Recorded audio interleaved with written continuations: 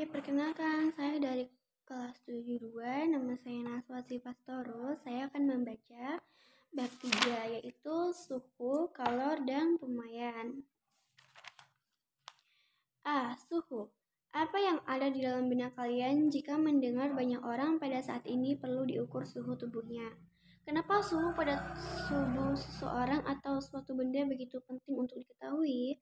Cobalah kalian menggosok-gosokkan kedua telapak tangan selama kurang lebih 1 menit. Setelah itu, tempelkan salah satu telapak tangan tersebut ke pipi. Apakah kalian merasakan hangat atau sedikit panas? Jika kalian belum merasakan hangat di pipi, kalian boleh ulangi menggosok telapak tangan dengan sedikit lebih lama. Rasa hangat yang kalian rasakan di pipi itu adalah yang kita kenal sebagai suhu. 1. Jadi, apa yang dimaksud dengan suhu? Suhu pada dasarnya adalah besaran fisika yang hanya dapat dirasakan oleh indera. Tubuh manusia dapat merasakan suhu dalam bentuk rasa panas atau dingin. Saat kalian menempelkan telapak tangan ke pipi atau saat bermain di tengah terik matahari, kulit terpapar sinar matahari yang menyengat dan kemudian otak memberikan informasi rasa panas. Pun ketika minum air es, otak kita memberikan respon informasi pengalaman rasa dingin. Tampak di sini bahwa suhu adalah ukuran derajat atau tingkat panas suatu benda. Saat malam hari menjelang tidur, ibu kalian menyimpan makanan ke dalam lemari es atau kulkas agar dapat dimakan kembali esok harinya. Mengapa lemari es membuat makanan jadi lebih awet? Apakah ada kaitannya dengan nilai suhu yang tinggi atau rendah? Berapakah nilai suhu yang termasuk kategori tinggi atau rendah itu? Kalian dapat menanyakan dan mendiskusikan perihal ini tersebut kepada orang tua kalian di rumah. Lemari es atau lemari pendingin adalah contoh betapa pentingnya besaran suhu di dalam kehidupan sehari-hari maupun dalam ilmu pengetahuan dan teknologi. Fakta sains, lemari pendingin. Tahukah kalian bahwa bangsa Cina telah memotong es dan menyimpannya dalam ruang pendingin sekitar 1000 sm, sekitar 3000 tahun yang lalu? 500 tahun kemudian, ide mendinginkan atau mengawetkan makanan dilanjutkan oleh bangsa Mesir dan India dengan membuat bangunan semacam pot besar terbuat dari tanah dan pasir basah yang ditaruh di malam yang dingin untuk memproduksi air dingin di dalamnya. Teknologi mesin pendingin skala rumahan dibuat untuk pertama kalinya oleh ilmuwan Skotlandia bernama William Swain pada tahun 1748.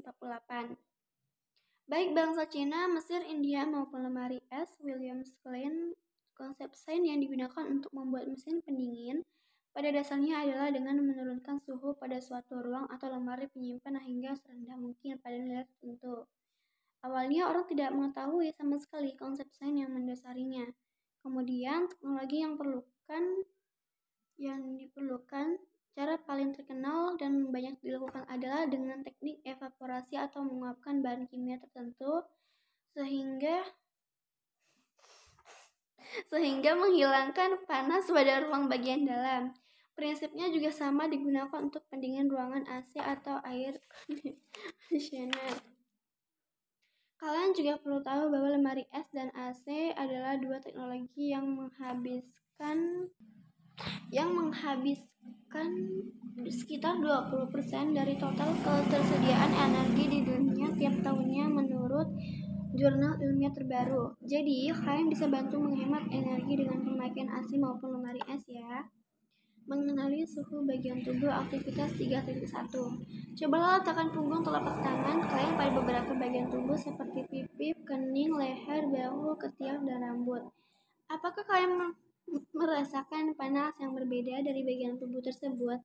Bagian mana yang dirasakan paling panas? Mengapa bisa demikian? Apakah kalian dapat membedakan secara akurat besarnya suhu yang dirasakan pada masing-masing bagian tubuh tersebut?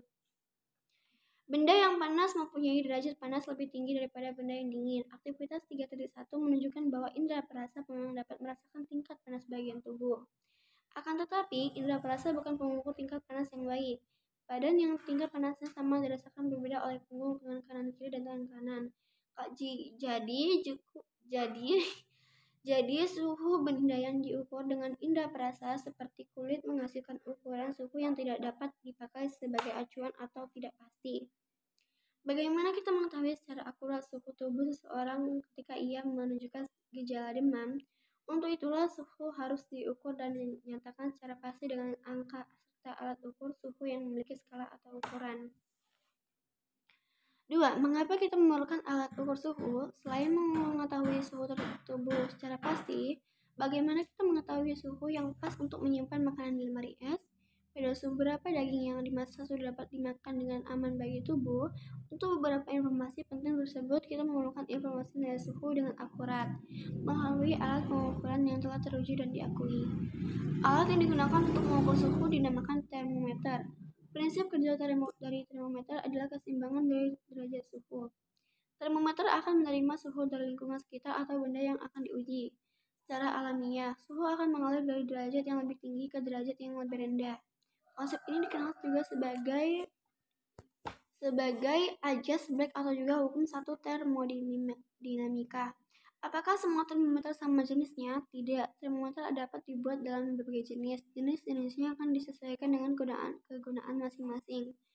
Jangkauan pengukuran satu termometer dengan termometer lainnya berbeda sesuai dengan tujuan dan di mana termometer itu akan digunakan.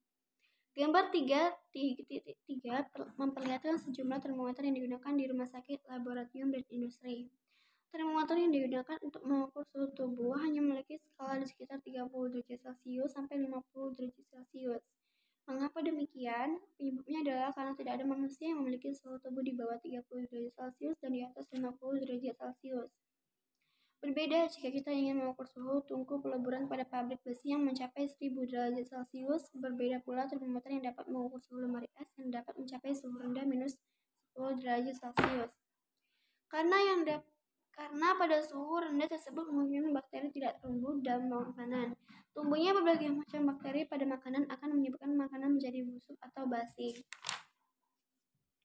Termometer berasal dari dua suku kata dalam bahasa Latin, termo yang berarti suhu atau panas, dan meter yang berarti ukur. Pelopor pertama kali penggunaan termometer secara terukur adalah ilmuwan Galileo Galilei dari Italia pada tahun 1593. Meski masih terbilang sederhana dengan penggunaan tabung labu kaca berukuran kecil, teknik Galileo sudah menggunakan prinsip hubungan kenaikan penurunan suhu dengan bertambah atau berkurang volume gas atau zat cair yang digunakan. Hal tersebut menggunakan konsep keseimbangan panas antara suhu di sekitar dengan suhu gas di dalam tabung labu tersebut. Pada umumnya, zat pengisi alat termometer yang paling banyak digunakan hingga saat ini adalah zat cair alkohol dan air asam atau merkuri. Saat ini ramai digunakan termometer tembak yang prinsip kerjanya tidak menggunakan perubahan zat dalam alatnya, namun menggunakan alat detektor pencarian suhu tubuh yang telah diubah menjadi energi radiasi atau pencarian. Untuk lebih memahami materi mengenai suhu, perhatikanlah judul berita daring berikut ini. Acura.co, hasil penelitian terbaru menunjukkan bahwa virus corona COVID-19 mampu bertahan lama dari paparan suhu tinggi. Dilansir dari Asia On pada Rabu 15/4, hasil penelitian kerannya tersebut disampaikan oleh Profesor Romy Carroll dan rekan-rekannya dari Universitas Aix-Marseille, Prancis. Mereka mengklaim bagaimana SARS-CoV-2 masih mampu hidup meski mereka telah memanaskan virus dengan suhu mencapai 140 derajat Fahrenheit atau 60 derajat Celcius. Upaya pemanasan itu berlangsung hingga 1 jam. Setelah ditempatkan pada lingkungan panas, alih-alih mati, beberapa satelit atau galur virus dilaporkan masih mampu membuat replika. Pada berita tersebut tertulis mereka telah memanaskan virus dengan suhu mencapai 140 derajat Fahrenheit atau 60 derajat Celcius. Kenapa tertulis 140 derajat Fahrenheit? Apakah Fahrenheit adalah skala suhu? Jika Fahrenheit adalah skala suhu, kenapa bukan ditanyakan dalam derajat Celcius? Kenapa saja seperti yang sering kalian dengar di Indonesia? Kenapa nilainya berbeda? 3. Mengapa kita perlu mengetahui skala suhu? Contoh di atas adalah pentingnya kita memahami perbedaan skala suhu yang ada dan diakui oleh dunia. Kita juga perlu mengetahui skala suhu apa yang disepakati oleh seluruh ilmuwan dan masyarakat di dunia. Tujuannya adalah agar tidak terjadi kesalahpahaman fatal berkaitan dengan derajat panas yang dimaksud sebenarnya. Ilmuwan yang terdapat pada berita tersebut berasal dari negara Prancis. Secara kultur budaya, informasi mengenai angka suhu di benua Eropa disampaikan melalui skala Fahrenheit. Masyarakat di sana juga lebih mengenal rasa dari derajat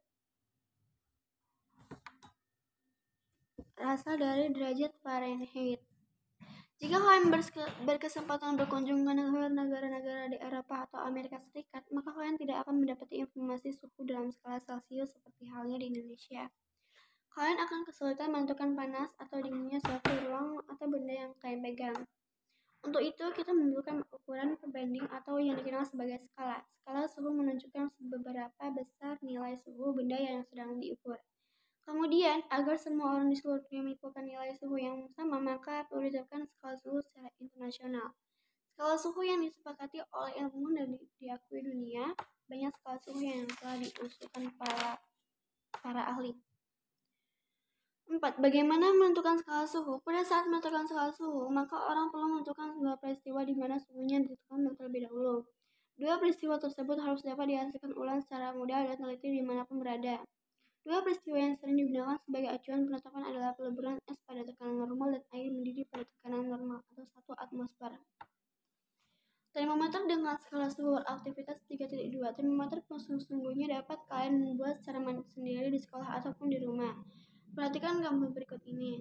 Kalian bisa menyediakan alat dan bahan secara mandiri disesuaikan dengan bahan yang kalian miliki yang sesuai dengan peruntukannya. Bahan cairan apa saja yang kalian perlukan? Kalian bisa mencari tahu bahan cairan apa yang digunakan untuk membuat termometer. Campurkanlah cairan tersebut dengan air secukupnya. Jumlah masing-masing cairan dapat kalian tentukan sendiri atau kalian bisa bertanya guru atau orang tua di rumah. Kemudian bagaimana cara kalian menentukan titik bawah dan titik atas termometer kalian sendiri? Berapakah angka terkecil dan terbesar yang kalian tuliskan pada skala suhu termometer buatan kalian? Bandingkanlah dengan termometer ruangan yang kalian miliki di rumah atau di sekolah. Aktivitas 3.2 yang telah kalian lakukan merupakan metode atau teknik juga dilakukan untuk menentukan skala pada termometer yang diakui dunia hingga saat ini. Dengan cara demikian, ilmuwan-ilmuwan yang bernama Celsius, Fahrenheit, dan Raymond membuat skala termometer masing-masing. Cara penetapan skala suhu Celsius tidak beda jauh dengan cara penentukan skala suhu Raymond. Skala rendah suhu Celsius dan Raymond ditetapkan sama, yaitu sebagai suhu es murni yang sedang melebur pada tekanan 1 atmosfer sebesar suhu 0 derajat. Sedangkan skala tertinggi yaitu suhu air murni yang sedang mendidih pada tekanan 1 atmosfer diterapkan sebagai suhu 80 derajat untuk Raymond dan 100 derajat untuk Celsius. Penetapan skala suhu Fahrenheit sedikit berbeda dengan penetapan skala Celsius dan Raymond. Skala suhu rendah Fahrenheit ditetapkan dari suhu es murni yang sedang melebur pada tekanan 1 atmosfer sebagai suhu 32 derajat. Suhu tertinggi pada air murni yang sedang mendidih pada tekanan 1 atmosfer diterapkan sebagai suhu 212 derajat. Jadi, ketika kalian memanaskan es yang sedang melebur sehingga menjadi air yang sedang mendidih pada tekanan 1 atmosfer, maka kita menaikkan suhu sebesar 212 dikurang 32 sama dengan 180 derajat skala Fahrenheit atau 180. Jika suhu zat terus didinginkan, maka zat tersebut akan berubah wujud dari gas menjadi cair, lalu berubah menjadi padat. Jika diturunkan terus-menerus, maka getaran atom-atom dalam zat makin lambat. Ketika diturunkan lagi, maka atom-atom zat tidak bergerak lagi atau diam.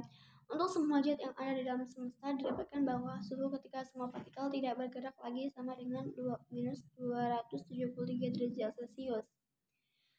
Skala Kelvin menggunakan 0 mutlak, tidak menggunakan derajat. Ketika dituliskan dalam satuan derajat pada suhu 0 Kelvin, tidak ada energi panas yang dimiliki benda. Kelvin merupakan skala suhu dalam SI. Dengan demikian, hubungan antara skala Kelvin dan Celsius adalah skala Kelvin sama dengan skala Celsius tambah 273. Perbedaan antara keempat skala suhu di atas adalah angka pada titik tetap bawah dan titik tetap atas pada skala termometer tersebut seperti yang ditunjukkan pada gambar 3.7. 5. Perbandingan skala suhu. Agar kalian lebih mudah kalian dapat menentukan perbandingan skala suhu adalah sebagai berikut. Perbandingan di atas dapat digunakan untuk menentukan konversi skala suhu. Sebagai contoh, konversi skala suhu dari Celsius